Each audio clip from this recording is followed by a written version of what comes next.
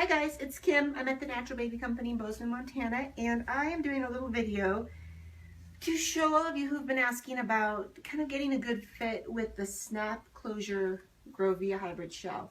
And the snaps, probably the snap closure is one of our more popular products that we sell. I think the appeal is that they don't wear out. So hook and loop eventually will wear out. The downside is that I think with hook and loop it's easier to get a more custom fit on your baby.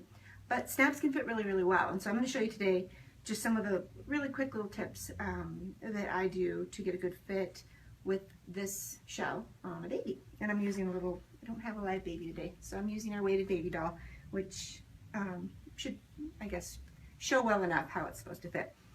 I thought we'd start with, I think a lot of the moms who have been asking have itty bitty babies, like newborns, and they're using their snap shells. So the first thing you're going to want to do is just snap your rise down on a small baby. And I find, for whatever reason, they're cut the same, but I always find that the snap shell fits a little bit bigger than the hook and loop.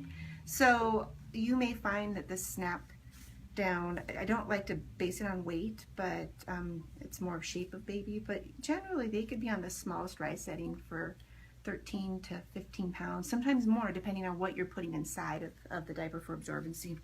And what I have here is a couple of options here. I have the no prep soaker pad, but I also have the organic cotton soaker pad. And I just want to show you really quick, on a really small baby, you can see the bulk difference. The no prep is going to be thicker than the organic cotton, and that is just the nature of microfiber. The no prep is much more absorbent than the organic cotton too. So in general with diapers, the thicker the diaper, or the more layers the diaper has, the more absorbency it's going to have. So I am going to show the cotton in here. So you would snap your soaker pad, and this soaker pad is actually brand new, so it has not been shrunk down, but it still fits pretty darn well inside this shell. Usually after you do your prepping, your soaker pads, your stay dry or your organic cotton are going to shrink down and fit better inside of your shell. So the first thing you're going to want to do is make sure, I'm just imagining baby's belly button here, make sure the back of your diaper is level or higher than baby's belly button. And it's really, really important. I see it often, especially on small babies, where it gets started down kind of low or wiggles down in the process of changing them kind of low. You want to make sure it's up nice and high. That's going to give you a really good fit. I like to pull the soaker pad up against baby's body first. I find that you really want to get that soaker pad flush up against baby's body so it has the opportunity to grab moisture or liquid as soon and as quickly as possible. And then I'll flip this up. So the next thing I like to do is make sure I have the rise fold pointed up, not pointed down. And I've shown this on some other videos too, and this is true of any one-size diaper. When you point this rise fold down, you push this fold and this bulk down into this leg crease here, and it makes kind of a wonky, wrinkled fit. So flip it up, and you'll get a much smoother fit that matches with baby's body.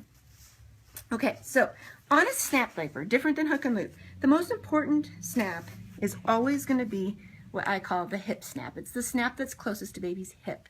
I like to call this one, this is kind of the wing snap, but I call this is a hip snap. And so this is going to dictate how tight this diaper is around baby's waist and also the leg circumference. So I like to pull this nice and snug, match it up with the closest snap, and I'll even leave this one open and come to the other side and do the same. Okay, so now you have these two floppy areas.